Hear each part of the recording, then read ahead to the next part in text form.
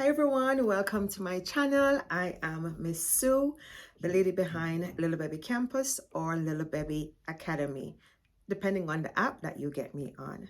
So today I wanted to come in and talk about what watercolor technique, or the container should say, that I use for my children to create beautiful art and for them to spend a lot of time just painting without it being on the floor, on the table, and just how I help them to contain that water because they're so little. The children in my care, they are, 0 to 5. I operate a mixed age daycare, but the children that I have now, I have a lot of little ones, and sometimes just having it in a container like this, there's a lot of spillage, So what I do, because we do a lot of process art and the children freely paint, they color, they do so many different again, process art or just free play, so to speak, creative play.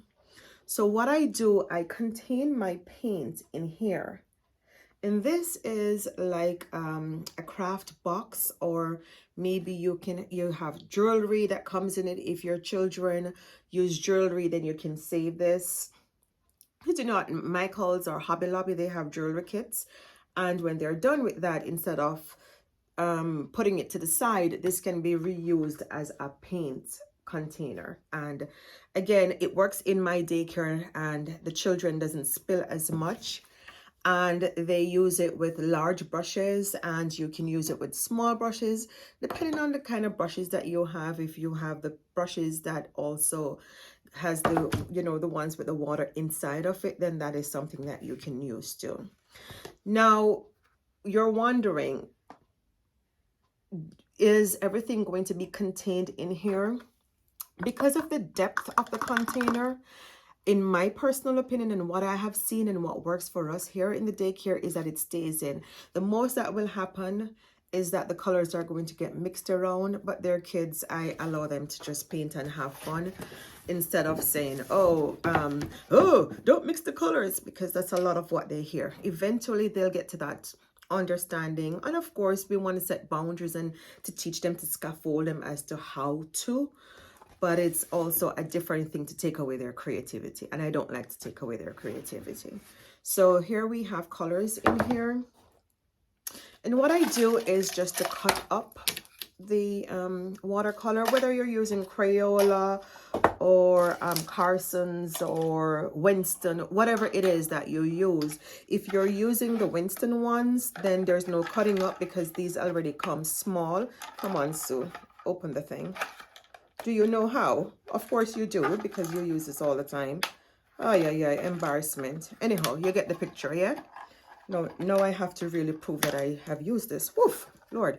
So if they're using this, then, they can use it like this.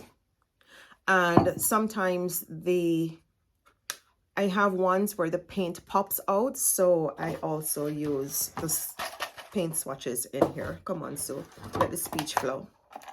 All right, but what I also wanted to let you know is, instead of giving them, say, a full sheet, what I do, I use my trusted guillotine, yeah, and I cut the paper. So yes, I do get watercolor paper, but I, take a sheet out, use my guillotine, and then I cut it. I can cut it in two, and then depending on what else you're doing, if you're doing like a card, then you can also cut it in 4.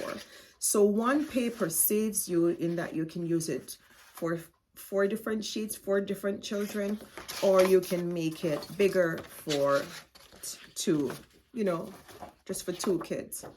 Or allow them to use like the construction paper that I use here, because I just get like the thick kind of construction paper and like a poster, I should say, and they paint. And sometimes I flip the back too, so that they can do whatever activities, especially in the evenings after I am done cleaning up. and the parents are coming to pick them up, then this is just a great tabletop activity. And if you do not want all the children to be using from the one container, then of course you can create more.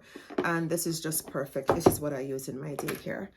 And then again, just because the smaller ones, they are so little that sometimes the water spill and it's hard for them to keep it in the container.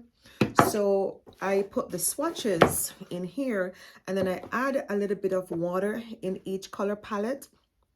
And see, it doesn't, if I can turn it this way, see, there's still some water in here, and they're able to paint. And just for demonstration, I'll show you how it works. And even if they do not rinse it out, you know, it's still beautiful art that they're making. And even if they're dipping the brush around, it still comes out really beautiful for their artwork. Yeah, so that's it. Just wanted to show you again, Miss Sue from Little Baby Campus, how I use the craft boxes for the children's art.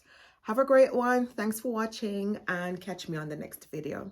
Over and out, Miss Sue.